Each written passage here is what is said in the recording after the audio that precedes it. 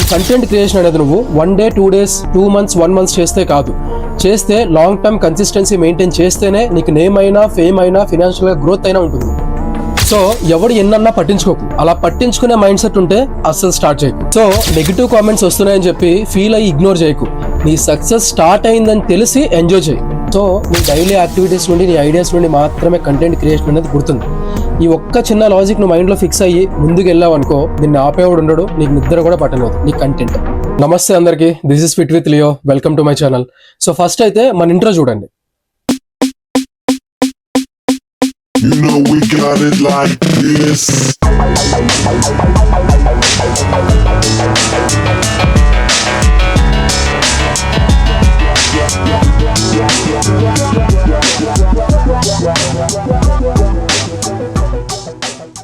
So hi guys, first of all అందరూ ఎలా ఉన్నారు? This is fit with Leo. నేను నా ముఖం మీకు కొత్త ఉండొచ్చు, బట్ ఫ్యూచర్లో నా ఐడెంటిటీ కూడా మీకు తెలిసేలా నేను చేసుకుంటా అని నేను అనుకుంటున్నా. అట్లా చేయాలి అని అంటే ఫస్ట్ నా కంటెంట్ మీకు నచ్చాలి, నేను కన్సిస్టెన్సీ మెయింటైన్ చేయాలి. మ్యాక్స్ నేను మీకు నచ్చే కంటెంట్ ఇవ్వడానికి ట్రై చేస్తా. మీ సపోర్ట్ అయితే నాకు కావాలి. హోప్ఫుల్లీ మీరు అందరూ సపోర్ట్ చేస్తారని అనుకుంటున్నా. అండ్ ఈరోజు మన మెయిన్ టాపిక్ వచ్చేసి కంటెంట్ క్రియేషన్. అసలు ఈ కంటెంట్ క్రియేట్ చేయడం అనేది అంత ఈజీ మ్యాటర్ అయితే కాదు. కష్టం అనేది ఖచ్చితంగా ఉంటుంది, బట్ ఆ కష్టాన్ని కూడా నువ్వు ఇష్టంగా నీ పని నువ్వు చేసుకుంటే పక్కా గ్రో అవుతావు. సో అసలు కంటెంట్ క్రియేషన్ అంటే ఏంటి?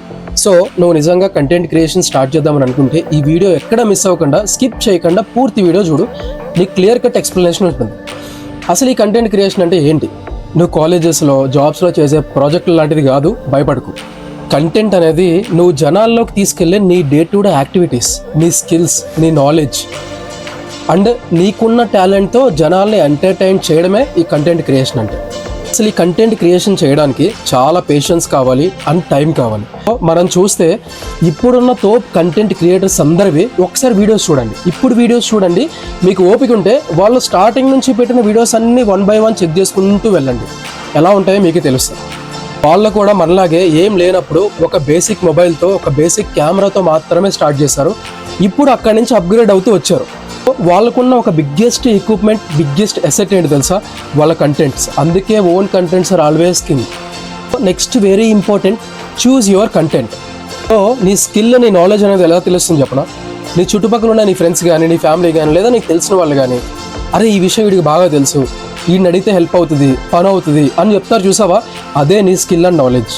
దానితో కంటెంట్ క్రియేట్ చేయడానికి ట్రై చేయి, ఖచ్చితంగా సక్సెస్ అవుతావు.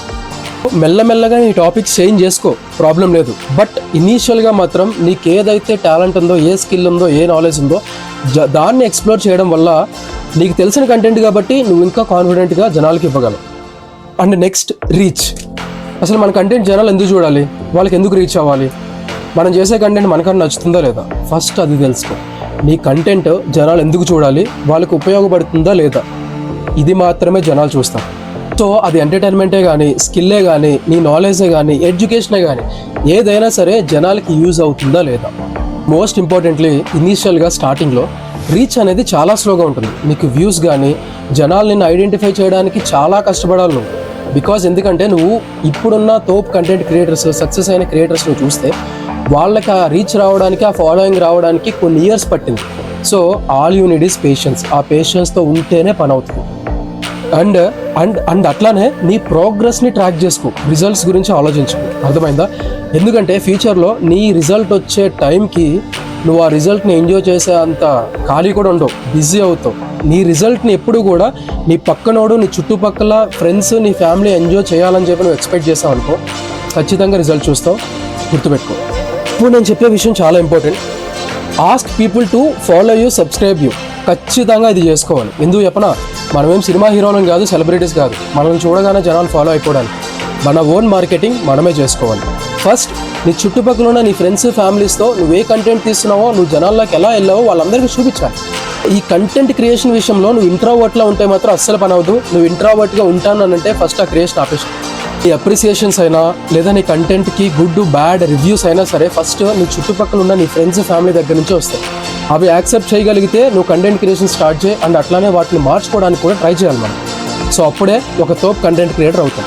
అండ్ ఇంకొకటి, ఇనీషియల్గా నిన్ను నువ్వే లేపుకోవాలి, ఎవడు లేపడు. అండ్ ఫైనల్గా ఇది వెరీ వెరీ వెరీ ఇంపార్టెంట్, గుర్తుపెట్టుకో. నువ్వు సక్సెస్ అవుతున్నావు అని అంటే, నీది జనాల్లోకి రీచ్ అవుతుంది అని అంటే కంటెంట్, నీకు ఖచ్చితంగా నెగిటివ్ కామెంట్స్ వస్తాయి. ఎప్పుడు పాజిటివ్ కామెంట్స్ గురించి, పాజిటివ్ రివ్యూస్ గురించి మాత్రమే ఎక్స్పెక్ట్ చేయకు. నెగిటివిటీని కూడా నువ్వు ఎక్స్పెక్ట్ చేయాలి, అవి కూడా వస్తూ ఉంటాయి.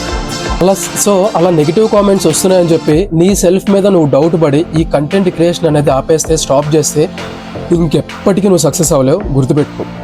పాజిటివ్ వచ్చినప్పుడు నువ్వు ఎట్లా అయితే హ్యాపీగా ఫీల్ అవుతావో, నెగిటివ్ వచ్చినప్పుడు కూడా నీ కంటెంట్ ఇంకా జనాలకు రీచ్ అవుతుందని హ్యాపీగా ఫీల్ అవుతావు. బికాస్ జనాలందరిది ఒకటే మైండ్ సెట్ ఉండదు, వాళ్ళ పర్స్పెక్టివ్స్ వేరు, వాళ్ళ మైండ్ సెట్ వేరు, ఒక్కొక్కరు ఒక్కొక్కలా ఆలోచిస్తారు.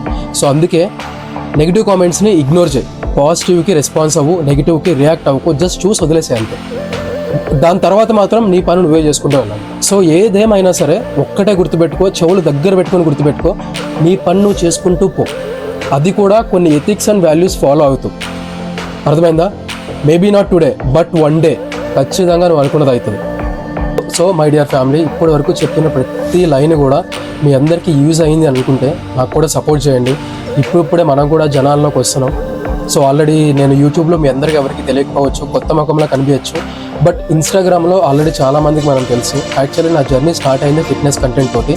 ఈ కంటెంట్ గురించి కూడా ఎందుకు చెప్పానంటే, నాకు చాలామంది పింగ్స్ పెడుతున్నారు, అన్న కంటెంట్ క్రియేషన్ స్టార్ట్ చేయాలంటే ఎలాంటి స్టెప్స్ నేను ఫాలో అవ్వాలని చెప్పి. సో దాని గురించి వీడియో మెయిన్ తీయాల్సి వచ్చింది, ఎందుకంటే ఇన్స్టాగ్రామ్లో 1 minute 30 seconds చెప్పే అంత చిన్న మ్యాటర్ కాదు ఇది.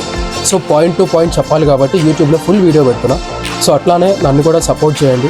సో ఫిట్నెస్లో మీకు ఎలాంటి డౌట్స్ ఉన్నా, ఫిట్నెస్ జర్నీ ఎట్లా స్టార్ట్ చేయాలని అనుకున్నా సరే, ప్రతి దానికి మన దగ్గర సొల్యూషన్ ఉంటుంది. మన ఛానల్లో మన ఇన్స్టాగ్రామ్ అకౌంట్ లింక్ ఉంది, ప్లీజ్ గో అండ్ చెక్. అక్కడికి వెళ్తే ఇంకా మంచి ఇన్ఫర్మేషన్ మీకు దొరుకుద్ది. ఆల్రెడీ రీసెంట్గానే మనకి 20K ఫాలోవర్స్ కూడా క్రాస్ అయ్యాం. తక్కువ టైంలో, వితిన్ 4 monthsలో మనకి 20K రీచ్ అయ్యామంటే it's not a small thing. So అట్లానే సపోర్ట్ చేస్తూ ఉండండి. అలాగే మనకి ఇక్కడ కూడా ఈ యూట్యూబ్లో కూడా 10K సబ్స్క్రైబర్స్ టార్గెట్ పెట్టుకున్నాం. ఎంత తొందరగా రీచ్ అయితే అంత తొందరగా మనకు కూడా కొంచెం పుషింగ్ ఉంటుంది. మెయిన్లీ మనకి ఈ సబ్స్క్రైబర్స్ రీచ్ రావాలి, ఆల్రెడీ వచ్చేసారు 1000 సబ్స్క్రైబర్స్. ఇంకా మనకి మెయిన్ కావాల్సింది వాచ్ టైం, 4000 వాచ్ టైం కావాలి. సో అది కూడా కొంచెం అయ్యేలాగా, అందుకే ఎక్కడ స్కిప్ చేయకుండా చూడమంటున్నాను వీడియో. ప్రతి పాయింట్ కూడా చాలా ఇంపార్టెంట్, మీకు స్కిప్ చేసే అంత ఛాన్స్ కూడా ఉండదు. సో ప్లీజ్ సబ్స్క్రైబ్ చేసి ఇంకా సపోర్ట్ చేస్తూ ఉండండి. Thank you so much. So ఇంకా మంచి కంటెంట్తో మళ్ళా కలుద్దాం. Thank you so much.